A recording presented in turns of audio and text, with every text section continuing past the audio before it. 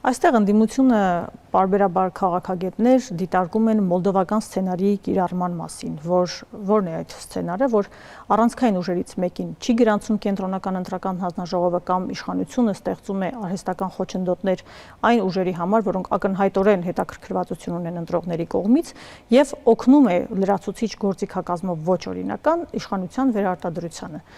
Այսպիսի բան Հայաստանում սպառնում է, եւ հետո դա մտավախություն չի առաջացնում։ Տեսեք, այն ինչ որ դուք ներկայացնում եք, մեր օրենսդրությունը ուղղակի բացառում է։ Ես բացատրեմ, որ մեր օրենսդրության, որպեսզի քաղաքական ուժը չգրանցվի, կամ գրանցում ուժը գործաշրջանում, տվյալ քաղաքական ուժը բավականին ջանք պիտի ներդնի։ Այսինքն, այստեղ եթե կուսակցությունը ցանկանում է գրանցվել, ինքը, այսպես ասենք, մեր տեսանկյունից հնարավորություն չունի չգրանցվելու։ Այսինքն, այս պահին դաշտում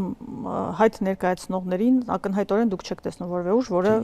Տեսեք, ես ասում եմ, մեր տեսանկյունից, այն ինչ որ խոսում է, դա քաղաքական բանավեճ է, դա քաղաքական ենթատեքստով հայտարարություններ են, չգիտեմ, տարբեր եւ այլ։ Դա մերը չի։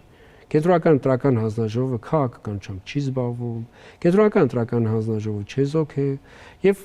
այսպես ենք, ով փաստաթղթերը կբերի կգրանցվի, ով օրենսդրությունը խախտեց, ասենք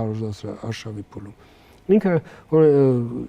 օրենսդրության սահմանած պատասխանատվության կենթարկվի։ Ձեզ հանձնարարականներ գալը բացառում եք, պարոն Հովհակիմյան, հաշվի առնելով, որ դուք հայկական ժամանակ օրաթերթում եք աշխատել, ձեզ բարբերաբար հիշեցնում են քաղաքացիական պայմանագիր խմբակցության падգամավոր եք եղել, Նիկոլ Փաշինյանը ժամանակին ձեր ղեկավարն է եղել աշխատանքային առումով հայկական ժամանակում։ Այս դեպքում կաշկանդվածություն չկա, որ